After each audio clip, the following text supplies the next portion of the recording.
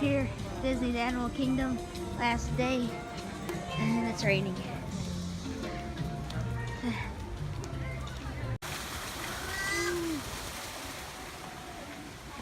Super beautiful here. Rock work, nice. I don't know what I'm talking about. Ooh.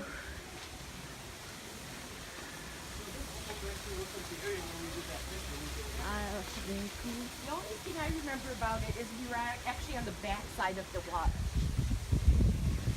Oh, there's some birds over On there. the back side of the water. Birds. So like the entrance was to our back.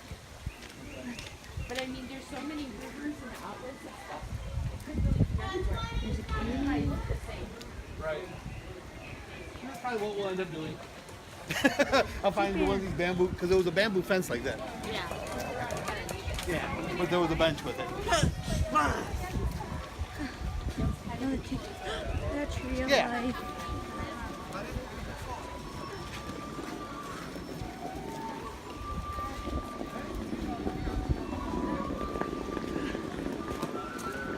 Yeah, it's a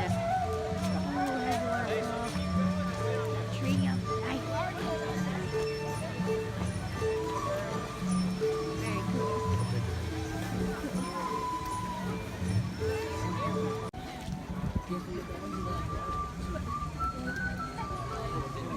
Heading in Africa. See where it says Tusker House? That's where we're going.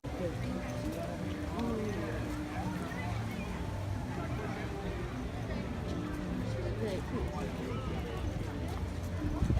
Harambe.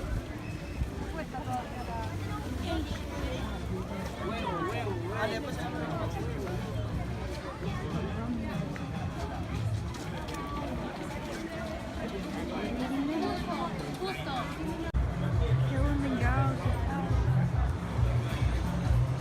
And towers. Do you even see them? No, We weren't even walking past. no.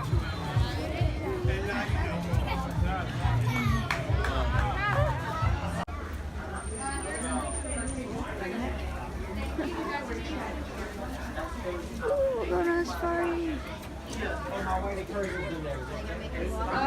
want to take it. On those natural habitat, threatening the very existence of our great creatures.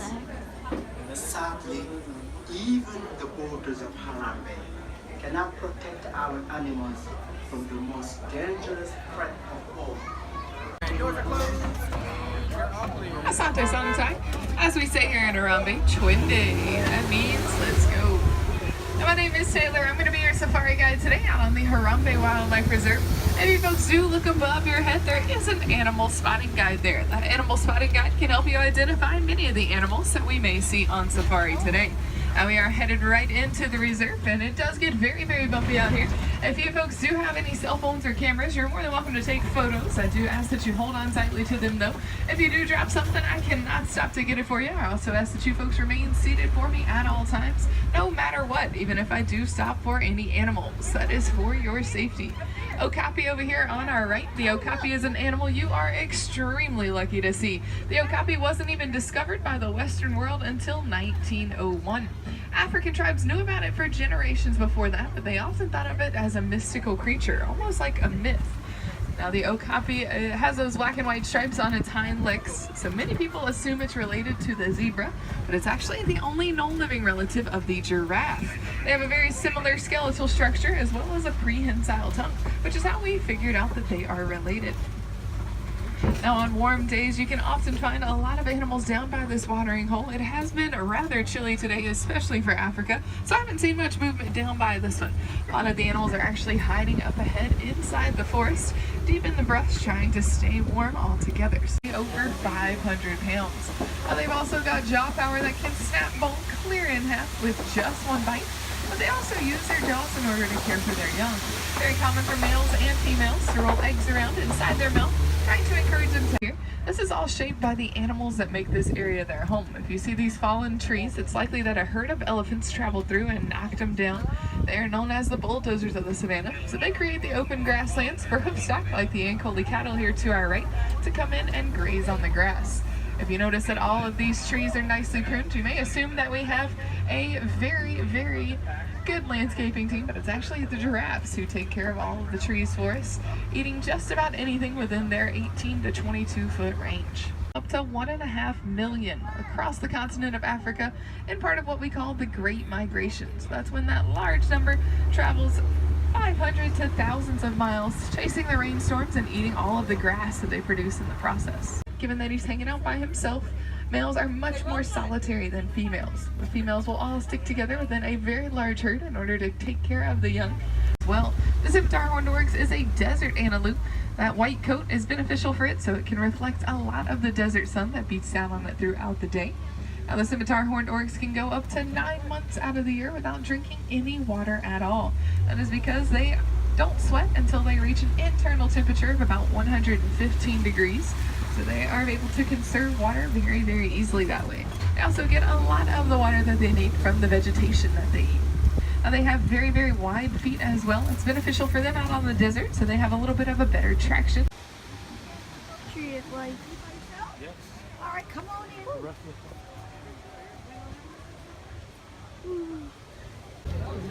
Discovery Island. they literally just brought out rats and just ran over here. What do you? Yeah.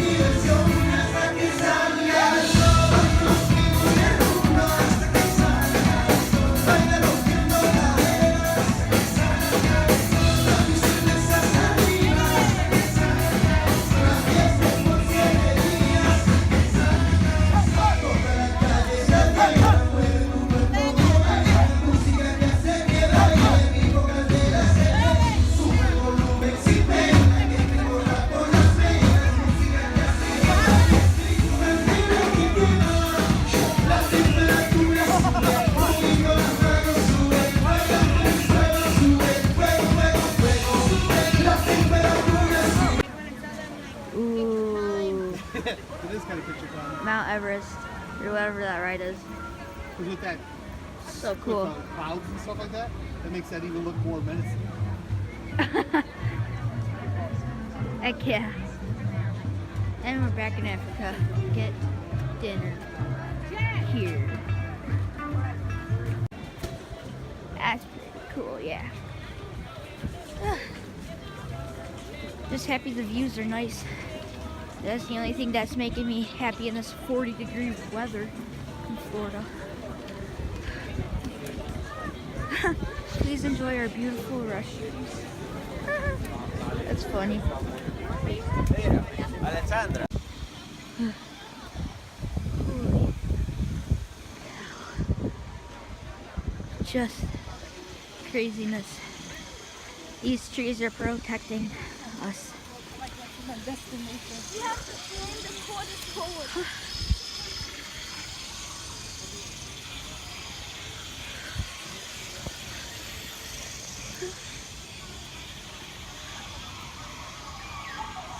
Oh yeah, started dying again. Ooh, Pandora. Pandora.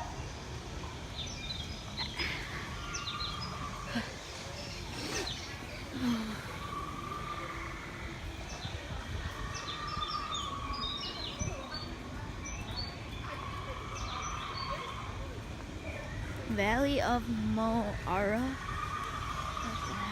We're in Pandora. Pandora.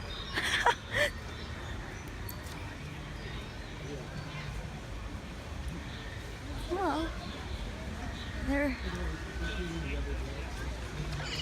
Oh, Pandora. That's great. You can kind of walk around. I'm going to stand here with you. Okay. There's stuff written up over here. Ooh. This was an accident. We were supposed to be going to the Tree of Life show, but we ended up in Pandora. Dude, this is dope. This is so dope.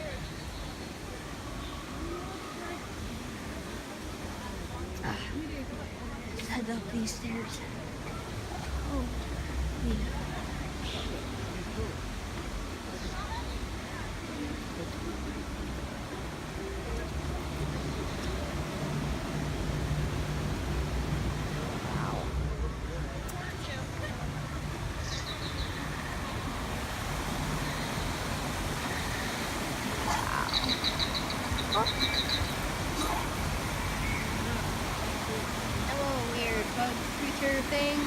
Dude, this thing is actually so cool. I know.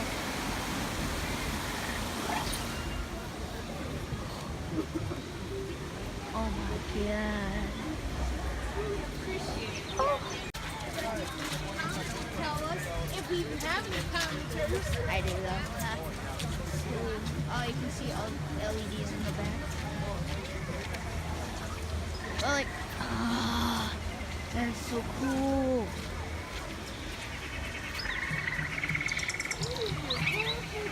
Yes. Shut up.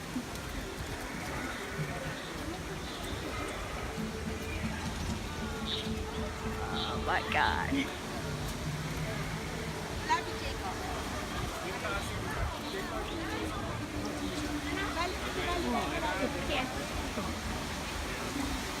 There's a bunch of waterfalls. Yeah, that too. And honestly, yeah, before I got that call from my dad, this is like a view where you like step back and think about like, Where's the physics in this? no, not that. You just think about life. This is so beautiful. Yeah. All right, now we gotta look for Mom and Dad. There's a fork in the what?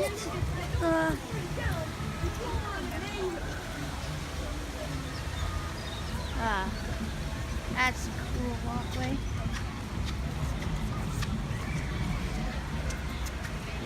This river. Ooh. There's a plant thing back over there. Oh, there's Mom and Dad. Yeah, we were right there. So we got permission to explore Pandora more. Even though we're supposed to go to the Tree of Life show. I found kangaroo box and had happiness into it, and if you open it up and have you oh wait, no. Yeah, shut up. Hopes what's in it. Shut up. Sorry, I'm a bit rusty on my drink, Colin. Shut up.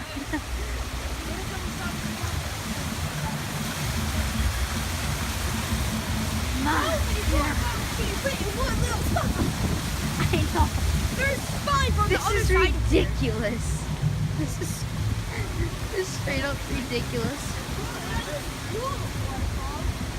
Oh my god. Dude, I'm like so happy right now because I've always wanted to see Pandora. Oh.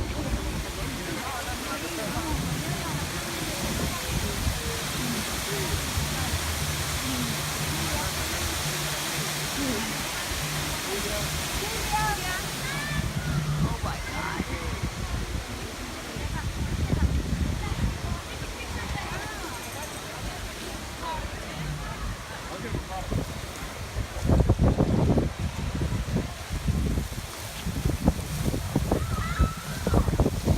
And here's one of the bigger waterfalls. Actually, that's 3 waterfalls. I said one of the bigger ones. God dang. I can tell there's 3. Christ's sakes. Quality. Pandora. Pandora.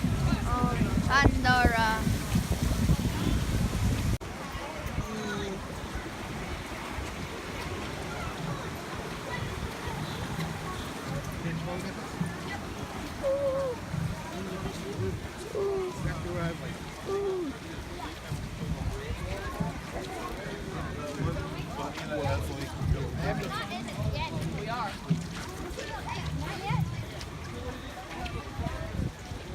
What the heck?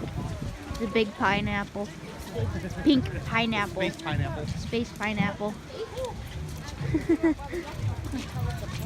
It's not. That's just what he's calling it. Yeah.